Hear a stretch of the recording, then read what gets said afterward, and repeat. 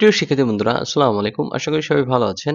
আজ আমরা নতুন একটি ক্লাস নিয়ে আপনাদের সামনে হাজির হয়েছি। সেটা হচ্ছে বিবিএ ফার্স্ট ইয়ারের প্রিন্সিপাল অফ অ্যাকাউন্টিং বই থেকে খুবই গুরুত্বপূর্ণ একটি চ্যাপ্টার। সেটা হচ্ছে ওয়ার্কশিট, যেটা থেকে প্রত্যেক বছর অঙ্ক আসে। সেই ওয়ার্কশিটে আজকে একটি নতুন অঙ্ক সমাধান করব। তো আজকে যে অঙ্কটা আমরা সমাধান করব, এটা ন্যাশনাল ইউনিভার্সিটি বিবিএ অনার্স ২০১০ সালে এসেছে। খুবই গুরুত্বপূর্ণ একটি অঙ্ক, কারণ এই অঙ্কটা অনেকগুলা সমন্বয় দেওয়া আছে। আপনারা এই একটা অঙ্কের মাধ্যমে অনেকগুলা সমন্বয় শিখতে পারবেন। আর এই সমন্বয়গুলো যদি আপনাদের আয়ত্তে আসে, তাহলে আপনাদের কাছে ওয়ার্কশিট একেবারে ইজি মনে হবে। কারণ সমন্বয় ছাড়া আসলে ওয়ার্কশিট আপনি কখনোই ভালোভাবে শিখতে পারবেন না। আর ডেসক্রিপশন বক্সে অ্যাডজাস্টিং এন্ট্রির যে চ্যাপ্টার আছে, ওইটার প্লেলিস্টের লিঙ্ক দেওয়া থাকবে। আগে আপনি অ্যাডজাস্টিং চ্যাপ্টার করবেন, তারপর আপনি ওয়ার্কশিট করবেন। তাইলে আপনার কাছে ওয়ার্কশিট তেমন কোনো প্রবলেমই মনে হবে না। তো আগে অ্যাডজাস্টিং এন্ট্রি শিখতে হবে, তারপর হচ্ছে আমাদের ওয়ার্কশিট করতে হবে। তো আমরা অ্যাডজাস্টিং এন্ট্রি এখানে প্রাথমিকভাবে হালকা পাতলা ভাবে একটু শিখিয়ে দেই। কারণ প্রত্যেকটা অঙ্কে যদি আমি ওয়ার্কশিটে এই অ্যাডজাস্টিং এন্ট্রিগুলোকে বিস্তারিত আলোচনা করতে চাই, তাহলে ক্লাসগুলো অনেক বড় হয়ে যাবে। আপনারা এক কাজ করবেন, আপনারা অ্যাডজাস্টিং এন্ট্রি আগে শিখে আসবেন, তারপর ওয়ার্কশিট করবেন। তাহলে আপনাদের কাছে ওয়ার্কশিট কোনো প্রবলেম মনে হবে না। তো আমরা দেরি না করে চলেন অঙ্কে চলে যাই। তো আজকে অঙ্কে আমরা শিখব হচ্ছে ওয়ার্কশিট। তো যদি আপনারা একটু দেখেন যে আমাদের রিকোয়ার্ডে যে আমাদের কি করতে বলছে, প্রিপেয়ার এ ওয়ার্কশিট ফর মে, মানে মে মাসের কি করতে বলছে, একটা ওয়ার্কশিট করতে বলছে। এখন আমাদের কি করতে হবে, এখন আমরা এডিশনাল ডাটা থেকে যে জাবেদাগুলো আছে সেই জাবেদাগুলো আমরা দেখাবো, তারপর হচ্ছে আমরা ওয়ার্কশিট করব। এখানে একটা ট্রায়াল ব্যালেন্স দেওয়া আছে, দেখেন trial balance central counselling centre May ২০১০ সালের এক মাসের একটা ট্রায়াল ব্যালেন্স দেওয়া আছে। তো চলেন দেরি না করে আমরা জাবেদাগুলো করি। তো প্রথম বলছে অ্যাক্রুড স্যালারি এক্সপেন্স। তাহলে স্যালারি যদি বকেয়া থাকে, তাহলে আমাদের কি জাবেদা হয়? আমরা এক নম্বরে জাবেদা দিই salary expense debit, salary credit কত টাকা? ৬০০ টাকা। এরপর বলছে সাপ্লাইজ অন হ্যান্ড। তাহলে সাপ্লাইজ কি আকারে লিপিবদ্ধ আছে? দেখেন সাপ্লাইজ সম্পদ আকারে লিপিবদ্ধ আছে। তাহলে আমাদের কিসের জাবেদা হবে? খরচের জাবেদা হবে। তাহলে supplies expense debit, supplies credit. খরচের জাবেদা দিলাম। তাহলে টাকা হবে কত? দেখেন বছরের শুরুতে সম্পদ আছে ৫৬০ টাকা এবং বছরের শেষে সম্পদ আছে ৪১০ টাকা। তাহলে ৫৬০ মানে বছর, ধরেন আপনার কাছে ১০টি কলম বছরের শুরুতে ছিল এবং বছরের মাসের শুরুতে ১০টি কলম ছিল, মাসের শেষে আপনি যে দেখলেন আপনার কাছে ২টা কলম আছে। তার মানে আপনি কি করছেন? ৮টা খরচ করে ফেলছেন। এই সিস্টেমটাও তাই। এখানে আপনি মাসের শুরুতে ছিল আপনার কাছে সাপ্লাইজ ৫৬০ টাকার এবং মাসের শেষে দেখলেন আপনার কাছে সাপ্লাইজ আছে ৪১০ টাকা। তাহলে আর বাদবাকি সাপ্লাইজ আপনি কি করছেন? খরচ করছেন। এই যে ইউজ সাপ্লাইজ। ৫৬০ থেকে ৪১০ বাদ দিলে ১৫০ টাকা হয়। সেই ১৫০ টাকাই হচ্ছে আমাদের আসলে মেইন টাকা হবে। এন্ট্রি জাবেদা ডেবিট ক্রেডিট। এরপর যদি ৩ নাম্বার দেখি প্রিপেড ইন্স্যুরেন্স এক্সপায়ার্ড। মনে রাখবেন এক্সপায়ার্ড এবং ইউজড এই দুইটা দ্বারা বোঝা হচ্ছে আপনার খরচ হয়ে গেছে। খরচ হয়ে গেছে মানে আপনাকে খরচের জাবেদা দিতে হবে। তাহলে প্রিপেড ইন্স্যুরেন্সের খরচের হিসেবের নাম কি? Insurance expense debit prepaid insurance credit. টাকা কত হবে? ৩৯০ টাকাই হবে। এরপর যদি দেখি কি বলছে ৪ নম্বরে অ্যাক্রুড ইন্টারেস্ট এক্সপেন্স। তাহলে ইন্টারেস্ট এক্সপেন্স বকেয়া আছে, অ্যাক্রুড মানেই তো বকেয়া। তাহলে interest expense debit interest payable credit কত টাকা? ২২০ টাকা। এরপর যদি ৫ নম্বরে দেখি unearned service revenue earn during May টাকা ৪৪০০। এখন এটা যদি বিস্তারিত আলোচনা করতে যাই, তাহলে অনেক সময় লাগবে। আপনারা শুধু শর্টকাট একটা টেকনিক শিখে রাখেন। সেটা হচ্ছে যদি একই সেন্টেন্সে আনআর্ন এবং আর্ন এই দুইটা শব্দ একই সেন্টেন্সে থাকে, তাহলে জাবেদা আপনার আনআর্ন দিয়ে শুরু হবে। আবারও বলতেছি যে আনআর্ন এবং আর্ন যদি একটি জাবেদার একই সেন্টেন্সের ভিতরে থাকে, তাহলে জাবেদা কি দিয়ে শুরু হবে? আনআর্ন দিয়ে শুরু হবে। তাহলে unearned service revenue debit service revenue credit কত টাকা? ৪৪০০। এবার যদি ৬ নম্বরে দেখি অ্যাক্রুড অ্যাডভার্টাইজিং এক্সপেন্স। তাহলে খরচ বকেয়া আছে। তাহলে খরচ বকেয়া থাকলে কি এই খরচের এক্সপেন্স ডেবিট এবং ওই খরচের পেয়েবল ক্রেডিট কত টাকা আছে? ৬০ টাকা। এরপর ৭ নম্বরে যদি দেখি অ্যাক্রুড ইন্টারেস্ট রেভিনিউ। এখন ইন্টারেস্ট এক্সপেন্স না, কিন্তু এখানে কিন্তু রেভিনিউ মানে কি? আয় বকেয়া আছে। তাহলে আয় বকেয়া থাকলে কি হবে? এখন কি আপনি এক্সপেন্স দিতে পারবেন? না। আয় বকেয়া হচ্ছে ইন্টারেস্ট রিসিভেবল ডেবিট আর কি ইন্টারেস্ট রেভিনিউ ক্রেডিট। মানে আপনারা যদি উপরে জাবেদাটা দেখেন, আমরা অ্যাডভাইসিং এক্সপেন্স কি করছি? এক্সপেন্সের পরিবর্তে হবে কি? রেভিনিউ এবং ক্রেডিট হয়ে যাবে। তাহলে এক্সপেন্সের পরিবর্তে রেভিনিউ হয়েছে এবং পেয়েবলের পরিবর্তে কি হবে? রিসিভেবল হবে। মানে এটা খরচ বকেয়ার জাবেদা, এটা আয় বকেয়ার জাবেদা। তাহলে পেয়েবলের বদলে হবে রিসিভেবল এবং এক্সপেন্সের বদলে হচ্ছে রেভিনিউ। দুইটাই কি? ইন্টারেস্ট। আশা করি বুঝতে পারছেন। নাইলে আপনাদের অবশ্যই অ্যাডজাস্টিং এন্ট্রি তো এখানে বিস্তারিত আলোচনা করা আছে, ওইখানে দেখে আসবেন। তো টাকা ছিল ১৭০, আমরা ১৭০ টাকা বসাই দিছি এবং ৪ নম্বরে বলছে, সরি ৮ নম্বরে বলছে ডেপ্রিসিয়েশন অন অফিস ফার্নিচার ৪৩০ টাকা। তাহলে ডেপ্রিসিয়েশন কি যাবে তা আমরা জানি। Depreciation debit accumulated depreciation credit টাকা আছে কত? 30 টাকা। এখন বলছে additional account in chart interest receivable, বলছিলাম না যে ইন্টারেস্ট রিসিভেবল ব্যবহার করতে হবে। মানে আপনি জাবেদা কি ব্যবহার করবেন সেগুলো দেওয়া থাকে। এটা 2010 সালের যেহেতু অঙ্ক একটু পুরনো, এই জন্য এগুলো দেওয়া থাকে। আপনাদের নতুন যে আঙ্গিক অঙ্কগুলো আসে এগুলো কিছুই দেওয়া থাকবে না। তো এখন আমরা কি করব, এখন হচ্ছে এই যে রেওয়া মিলটা আছে। প্রিয় শিক্ষার্থী বন্ধুরা, ন্যাশনাল ইউনিভার্সিটির বিবিএ এমবিএ সকল সাবজেক্টের পরবর্তীতে আপডেট পেতে এই ভিডিওটিতে লাইক করুন, চ্যানেলটি সাবস্ক্রাইব করুন এবং বেল বাটনে ক্লিক করে রাখুন। আমাদের কিন্তু বলে নাই যে কয় কলামের ওয়ার্কশিট করতে হবে। কোনো কিছু না বললে আমরা 10 কলামের ওয়ার্কশিট করে দিব। তো 10 কলামের ওয়ার্কশিটের ছকটা দেখেন এই যে এইভাবে, trial balance, adjustment, adjusted trial balance, income statement এবং ব্যালেন্স শিট। এখন এই ছকটা করার পরে আপনারা কি করবেন, আপনারা হচ্ছে এই যে রেওয়া মিলটা দেওয়া আছে এখানে হুবহুব একদম কপি পেস্ট, যেমন ক্যাশ 1670 টাকা, অ্যাকাউন্ট রিসিভেবল 10,340, এই যে ক্যাশ 1670 টাকা, অ্যাকাউন্ট রিসিভেবল 13,340, এটা হুবহুব কপি করবেন একদম। এই যে ট্রায়াল ব্যালেন্সটা আমরা লিখেছি, এই ট্রায়াল ব্যালেন্স মানে হচ্ছে এইটার কপি, মানে এইখানে যা যা আছে একদম টোটাল সহকারে সব সম্পূর্ণ উপায়ে এটা এখানে তুলে দেবেন। আমরা সেই কাজটাই করছি। আমরা কি করছি, আমরা হচ্ছে এটা একদম সম্পূর্ণরূপে এটা তুলে দিছি, মানে একদম সম্পূর্ণরূপে এই যে তুলে দিয়ে এবং টোটালও লিখে দিছি। দেখেন টোটাল কত ছিল, 1,19,530। এখানেও আমরা কি করছি দেখেন, 1,19,530 দিয়ে দিছি। তার মানে এই যে ট্রায়াল ব্যালেন্সটা এটা দেখে দেখে আমরা সম্পাদন করছি। এখন আসেন অঙ্কের মূল। এখন আমরা কি করব, অঙ্কের সেকেন্ড পার্টে কি আছে, অ্যাডজাস্টমেন্ট। এখন অ্যাডজাস্টমেন্ট আমরা কিভাবে করব, অ্যাডজাস্টমেন্ট আমরা করব হচ্ছে এই যে অ্যাডজাস্টিং এন্ট্রিগুলো এইমাত্র আমরা দিলাম, এইগুলাকে এখন আমরা ট্রান্সফার করব। কিভাবে করব, চলেন দেখি যে কিভাবে এই এন্ট্রিগুলাকে সুন্দর করে ট্রান্সফার করা যায়। তাহলে প্রথমে আমাদের জাবেদা আছে কি, স্যালারি এক্সপেন্স কত টাকা, 600 টাকা। আপনারা এই যে ট্রায়াল ব্যালেন্সটা আমরা তুলছি টোটালের আগ পর্যন্ত, এইখানে স্যালারি এক্সপেন্স খুঁজবেন যে কোথাও আছে কিনা। হ্যাঁ, খুঁজতে খুঁজতে আমরা দেখি যে এখানে স্যালারি এক্সপেন্স আছে, 2170 টাকা আছে। তাহলে এখানে ডেবিট করছেন, এখানেও ডেবিট। তাহলে অ্যাডজাস্টমেন্টে আমরা কি করব, এই 600 টাকা আমরা ডেবিট করে দিব। আশা করি বুঝতে পারছেন। এর পরবর্তী কি ছিল, স্যালারিজ পেয়েবেল। আবার স্যালারিজ পেয়েবেল খুঁজবেন, দেখেন যে স্যালারিজ পেয়েবেল নাই। তাহলে না থাকলে আমাদের কি করতে হবে, এই টোটালের নিচে নতুন করে লিখতে হবে। এই দেখেন আমরা স্যালারিজ পেয়েবেল লিখছি, কত টাকা এখানে ক্রেডিট করেছিলাম জাবেদায়, অ্যাডজাস্টমেন্টেও কি হবে, ক্রেডিট হবে 600 টাকা। আশা করি এটা বুঝতে পারছেন। তাহলে 1 নাম্বারটা কিন্তু আমরা খুব সুন্দরভাবে সম্পাদন করতে পারছি। এবার আমরা চলে যাব 2 নাম্বারে। 2 নাম্বারে বলছে সাপ্লাইস এক্সপেন্স। তাহলে আমরা কি করব, সাপ্লাইস এক্সপেন্স খুঁজবো। দেখেন এই অঙ্কের ভিতর আমরা খুঁজে কোথাও সাপ্লাইস এক্সপেন্স পাইনি। তার মানে আমাদের এই যে টোটাল রাখ পর্যন্ত যে রেমিলটা আমার দেওয়া ছিল, সাপ্লাইস এক্সপেন্স আমরা কোথাও পাইনি। না পাইলে আমরা কি করব, আমরা নতুন করে লিখব। এই যে আমরা লিখেছি দেখেন সাপ্লাইস এক্সপেন্স কত টাকা, 150 টাকা ছিল। তাহলে 150 টাকা আমরা কি করেছি, ডেবিট। তাহলে অ্যাডজাস্টমেন্টেও কি হবে, ডেবিট 150 টাকা। এবং পরবর্তী ছিল কি, পরবর্তী ছিল সাপ্লাইস 150 টাকা। দেখেন সাপ্লাইস কিন্তু আমার অঙ্কে আছে, এই যে আমরা সাপ্লাইস পাইছি, দেখেন সাপ্লাইস। তাহলে সাপ্লাইস, এখন সাপ্লাইস কি ক্রেডিট করেছি 150 টাকা, তাহলে অ্যাডজাস্টমেন্টে যেও সাপ্লাইস কি হবে, ক্রেডিট হবে। এই দেখেন অ্যাডজাস্টমেন্টে ক্রেডিট করছি আমরা 150 টাকা। তাহলে 2 নাম্বারটাও শেষ। এখন আমরা 3 নাম্বারে আসি। 3 নাম্বারে কি বলছে, ইন্স্যুরেন্স এক্সপেন্স।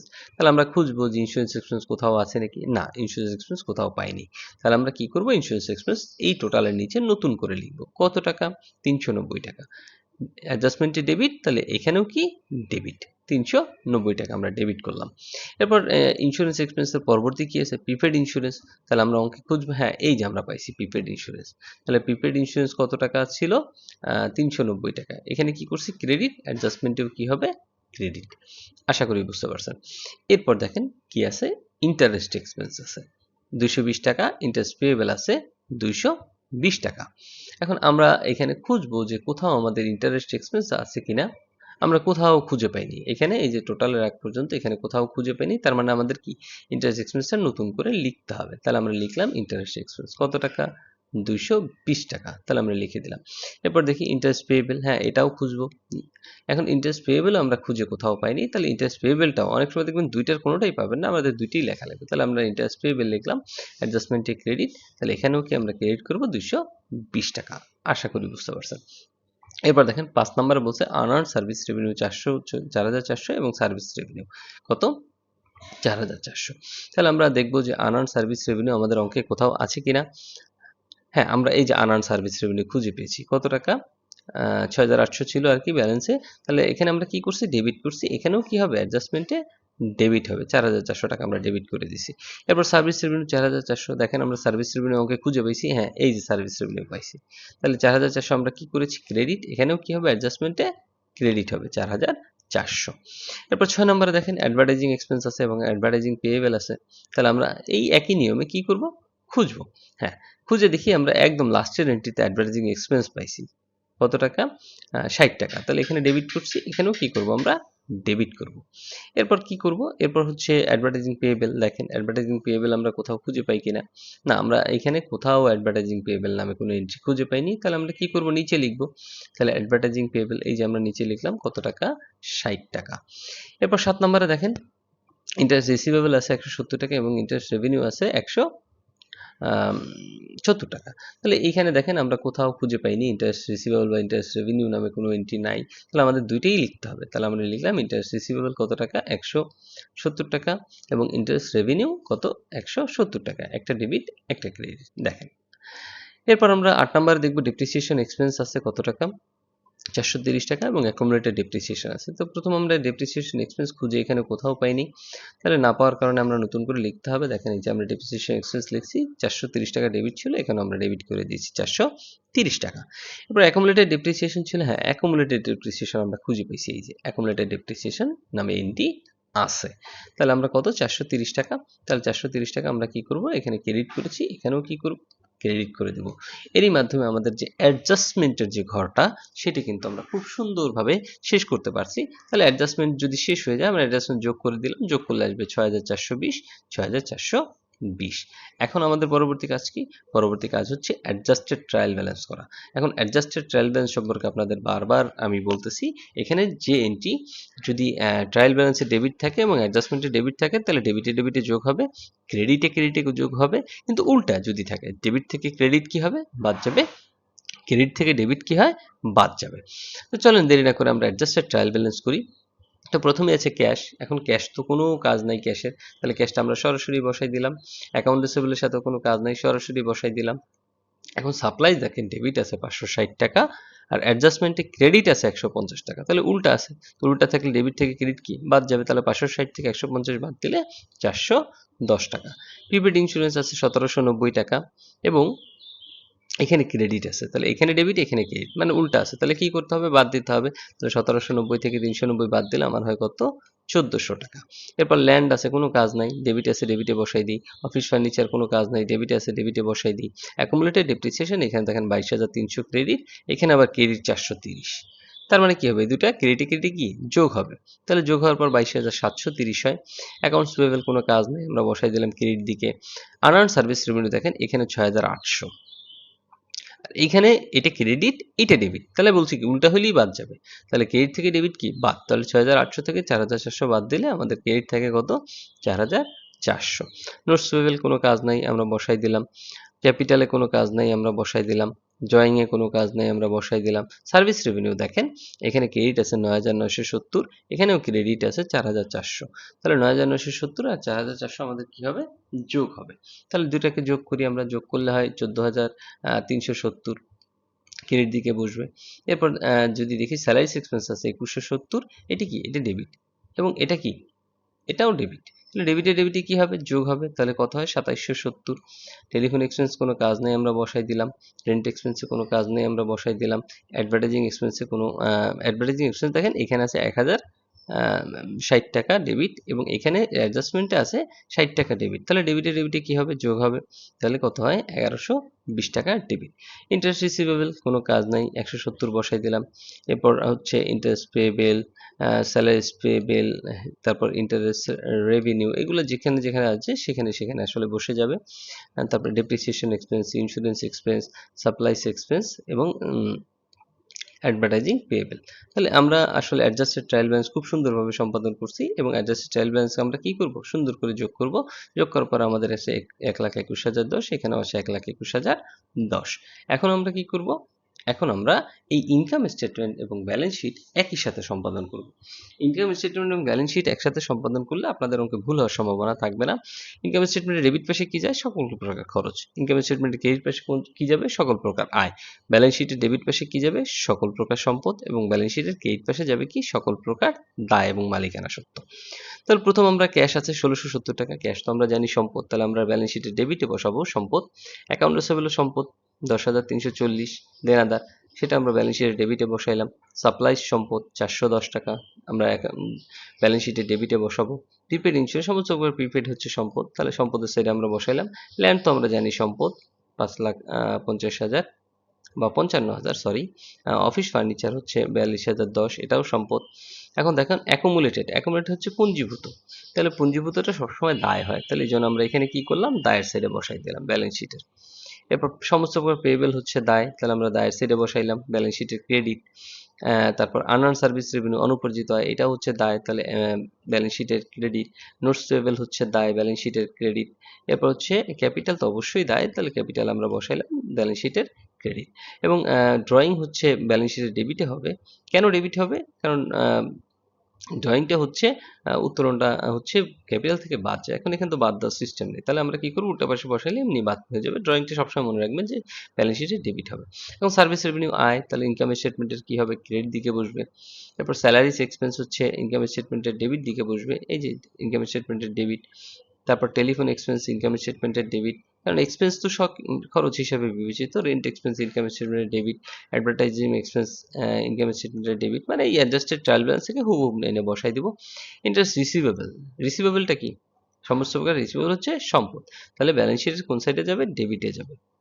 এরপর ইন্টারেস্ট পেয়েবল হচ্ছে দায়, সমস্ত পেয়েবল দায়। স্যালারিজ পেয়েবল হচ্ছে দায়। ইন্টারেস্ট রেভিনিউ এটা কিন্তু আয়, তাহলে ইনকাম স্টেটমেন্টের কোন সাইডে বসবে? ইনকাম স্টেটমেন্টের ক্রেডিট সাইডে বসবে। এরপর দেখেন এগুলো সম্পূর্ণ নিচে সবগুলো খরচ, এগুলো আমরা খরচ হিসাবে ইনকাম স্টেটমেন্ট ডেবিট পাশে বসাবো। Depreciation expense, insurance expense, interest expense, supplies expense. Advertising পেয়েবলটা কিন্তু আবার দায়, তাহলে আমরা কোথায় বসাই দেবো? এটা দেবো ব্যালেন্স শিটের ক্রেডিট সাইডে। তাহলে এখন কিন্তু আমরা মোটামুটি সকল তথ্য ট্রান্সফার দিয়ে দিয়েছি। এখন আমরা কি করব? এখন আমরা যোগ করব। তাহলে আগে দেখবেন যে ইনকাম স্টেটমেন্ট কোন সাইড বড় হয়, তাহলে আমরা ক্রেডিট পাশ যোগ করছি, ক্রেডিট পাশে বড় হয়েছে 14,540 টাকা হয়। তো 14,540 টাকা আমরা কি করব? এই ডেবিটে ট্রান্সফার করব। এবং এই 14,540 থেকে এই যতগুলো খরচ আমরা লিখেছি, এই যে 2770, 490, এগুলো সব বাদ দিব।